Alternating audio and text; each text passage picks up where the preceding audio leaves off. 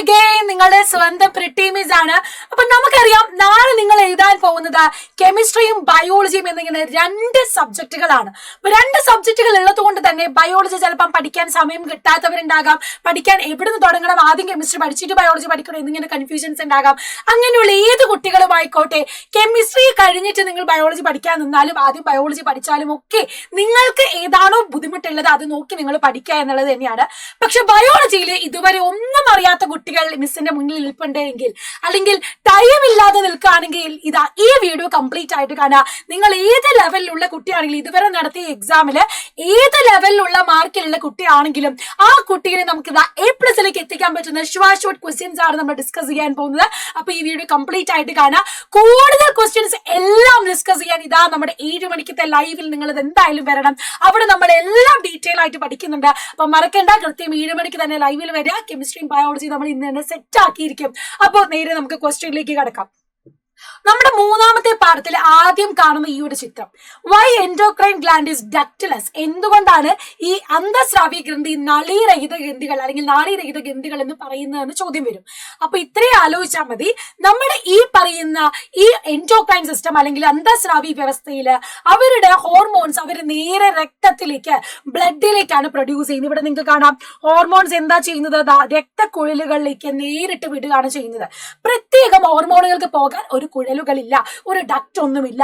അതുകൊണ്ടാണ് നമ്മൾ എൻഡോക്രൈൻ ഗ്ലാൻഡ്സിന് എന്ത് പറയുന്നത്, ഡക്ടിക്കുലസ് ഗ്ലാൻഡ് അല്ലെങ്കിൽ നാളീരഹിത ഗ്രന്ഥികൾ എന്ന് പറയുന്നത്. അപ്പം ആ കാര്യം എന്തായാലും പഠിച്ചു വെക്കാം. രണ്ടാമത്തേത്, normal level of glucose in blood, ഗ്ലൂക്കോസിന്റെ സാധാരണ അളവ് എത്രയാണ്? 70 തൊട്ട് 110 mg/100 ml ആണ്. 70 to 110 mg/100 ml ആണ്. അതെന്തായാലും പഠിച്ചു വെക്കണം. നോർമൽ ഗ്ലൂക്കോസിന്റെ അളവ്, അതേപോലെ തന്നെ നോർമൽ കാൽഷ്യത്തിന്റെ അളവ്. Normal level of calcium in blood, രക്തത്തിലെ സാധാരണ അളവ് എന്ന് പറയുന്നത് 9 to 11 mg/100 ml ആണ്. 100 ml 9 മുതൽ 11 mg ആണ് ഉള്ളത്. അപ്പൊ ഈ രണ്ട് ലെവലും എന്ത് ചെയ്യണം, എന്തായാലും പഠിച്ചു വെക്കണം. അടുത്തത് നമ്മുടെ ഒന്നാം പാഠത്തിലെ ഈ ഒരു ഭാഗമാണ്. What causes the change in the charge? How does the change in charge help in transmission of impulse?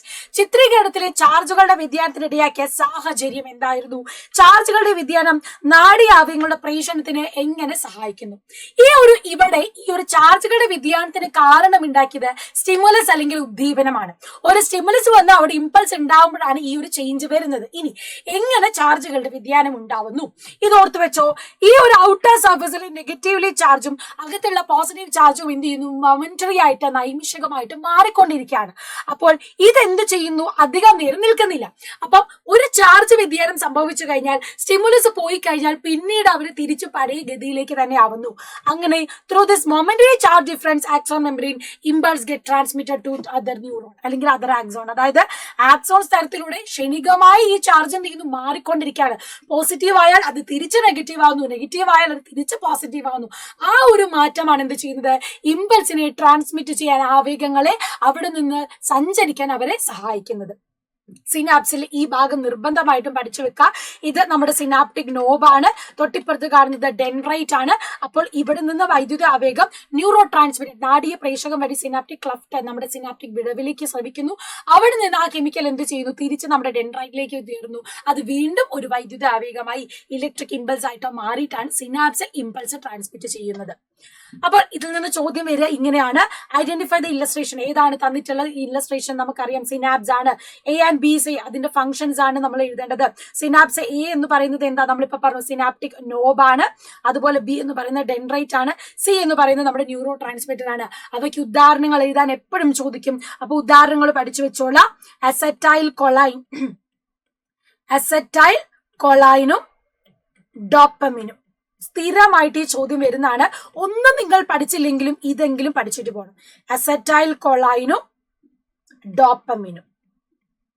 Okay, set അല്ലേ? ഇനി അടുത്ത നോക്കുക. Hints related to an endocrine gland are given below. Analyse it and answer the question. അന്തസ്രാവി ഗ്രന്ഥിയുമായി ബന്ധപ്പെട്ട സൂചനകൾ ഇവിടെ നൽകിയിരിക്കുന്നു. അതെന്ത് ചെയ്യണം, വിശകലനം ചെയ്ത് ചോദ്യങ്ങൾക്ക് ഉത്തരം എഴുതാനാണ്.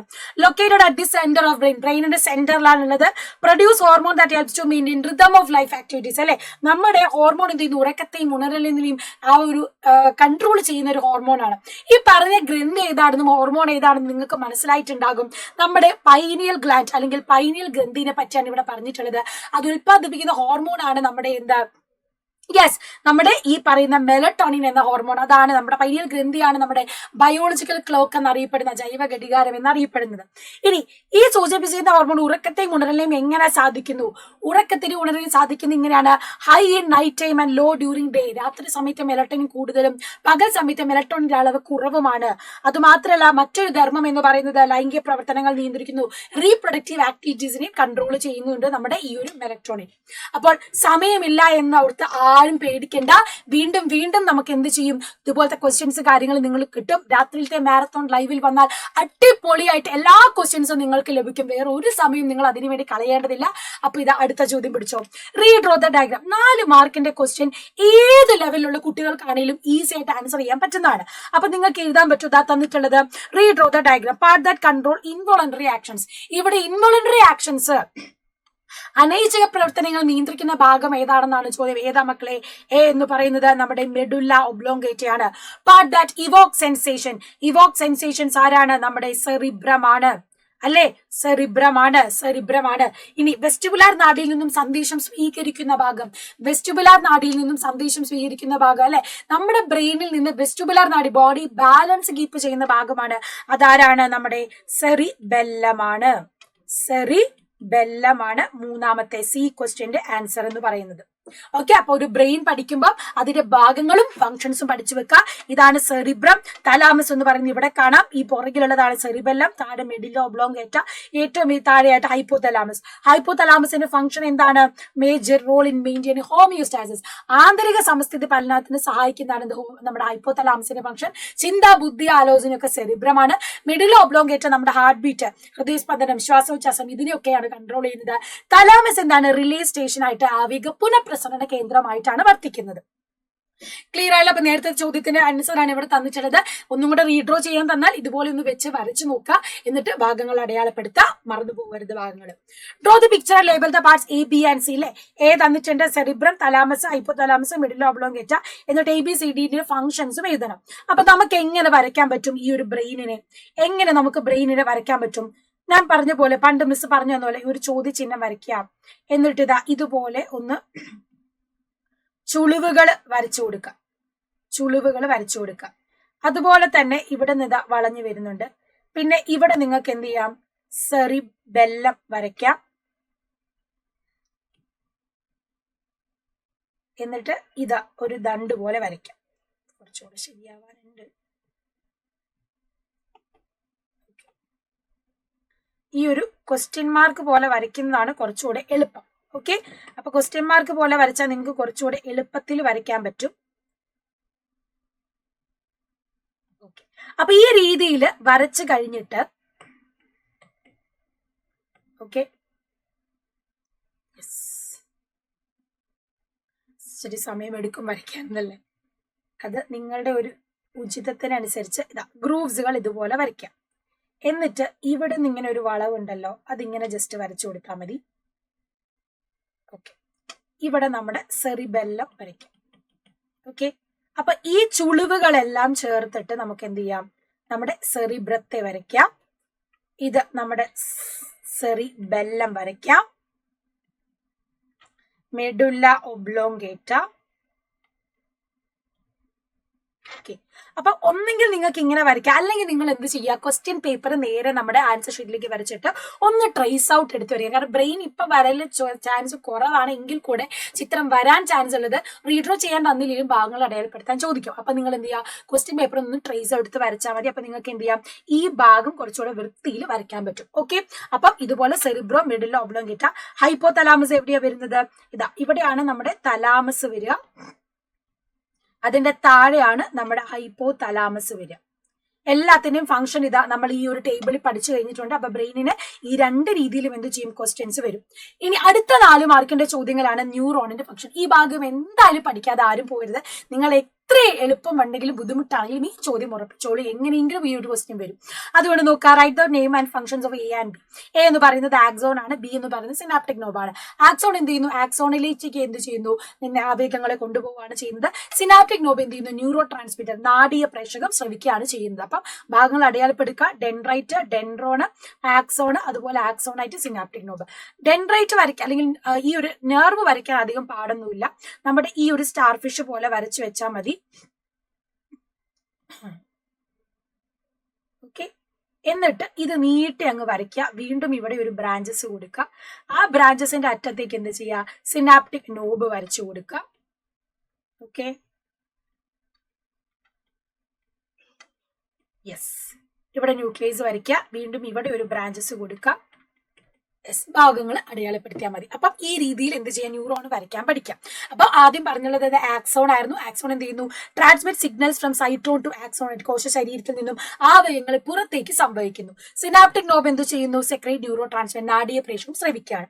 ഇനി തന്നിട്ടുള്ള ഫോട്ടോ റിസപ്റ്റർ സെൽ, ഇത് എപ്പോഴും 1 മാർക്കിന് ചോദിക്കുന്നതാണ്. നമ്മുടെ കോൺസെൽസ് ആണ് അല്ലെ, കോൺസ് കോശമാണ് തന്നിട്ടുള്ളത്. റോഡ് സെല്ലും കോൺ കോശം പഠിച്ചു വെക്കണം. റോഡ് സെൽ എന്താണ്? റൊഡോപ്സിൻ ആണ് പ്രൊഡ്യൂസ് ചെയ്യുന്നത്. ഓപ്സിൻ ആൻഡ് റെറ്റിനാൽ ചേർന്നിട്ടാണ് റൊഡോപ്സിൻ ഉണ്ടാവുന്നത്. അതേസമയം കോൺസെൽസിലുള്ളത് ഫോട്ടോപ്സിൻ ആണ്. ഫോട്ടോപ്സിൻ, ഓപ്സിൻ ആൻഡ് റെറ്റിനാൽ തന്നെയാണ്. പക്ഷെ രണ്ടിലുള്ള പിഗ്മെന്റ് മാത്രമാണ് വ്യത്യാസം. ആൻഡ് കോൺ ഷേപ്പ് ഉള്ളതാണ് കോൺ സെല്ല്, റോഡ് ഷേപ്പ് ഉള്ളതാണ് റോഡ് സെല്ല്. റോഡ് സെൽസ് എന്ത് ചെയ്യുന്നു? ഡിം ലൈറ്റിൽ അല്ലെങ്കിൽ രാത്രിയിലാണ് വിഷൻ പോസിബിൾ ആക്കുന്നത്. കോൺ സെൽസ് കളർ വിഷൻ ആണ് പോസിബിൾ ആക്കുന്നത്. ഹൗസ് ഫ്ലൈ ഒമെറ്റഡി ആണ്.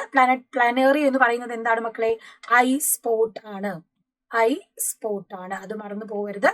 ഐ സ്പോട്ട് ആണ്. പ്ലാനേറിയ ഐ സ്പോട്ട് ആണ്. ഐ സ്പോട്ട് ആണ് ഡിറ്റക്ട് ലൈറ്റിന് വേണ്ടി ഹെൽപ്പ് ചെയ്യുന്നത്. ഹൗസ് ഫ്ലൈ എന്ത് ചെയ്യുന്നു? ഒമറ്റീഡിയ, കുറേ ലെൻസുകൾ ചേർന്നിട്ടുള്ളതാണ്. അതുപോലെ ഷാർക്ക്, സ്രാവില് വരുന്നത് ക്ഷമത കൂടിയ ഗ്രന്ഥികൾ, ഓൾഫാക്ടറി റിസപ്റ്റേഴ്സും അതുപോലെ എന്താണ്? ലാറ്ററൽ ലൈനുമാണ് കാണുന്നത്. ജേക്കബ്സൺസ് ഓർഗൻ ആണ് നമ്മുടെ സ്നേക്കിൽ കാണുന്നത്. ഓക്കെ, സ്നേക്കിൽ കാണുന്ന ഗന്ധഗ്രാഹികൾ കാണുന്നത്. അപ്പൊ ഈ ഭാഗങ്ങളും നിർബന്ധമായിട്ടും പഠിച്ചു വെക്കേണ്ടതാണ്. ഇനി നമ്മുടെ അഡ്രിനൽ ഗ്രന്ഥിയിൽ വരുന്ന ഈ ഒരു ഭാഗം നോക്കുക. ചുവടെ തന്നിരിക്കുന്ന ഗ്രന്ഥി ഏതാണെന്നാണ്? ഈ മേലെ തന്നിട്ടുള്ള ഗ്രന്ഥി എന്ന് പറയുന്നത് അഡ്രിനൽ ഗ്രന്ഥിയാണ്, മറന്നു പോകരുത്. ഇവിടെ ഓഡ് 1 ആണ് ചോദിച്ചിട്ടുള്ളത്. ക്രെറ്റനിസം, മിക്സോഡിമ, അക്രോമെഗാലി ഉണ്ട്. ഓഡ് 1 അക്രോമെഗാലിയാണ്. ബാക്കിയെല്ലാം തൈറോയ്ഡ് ഗ്രന്ഥിയുമായി ബന്ധപ്പെട്ട രോഗാവസ്ഥകളാണ്.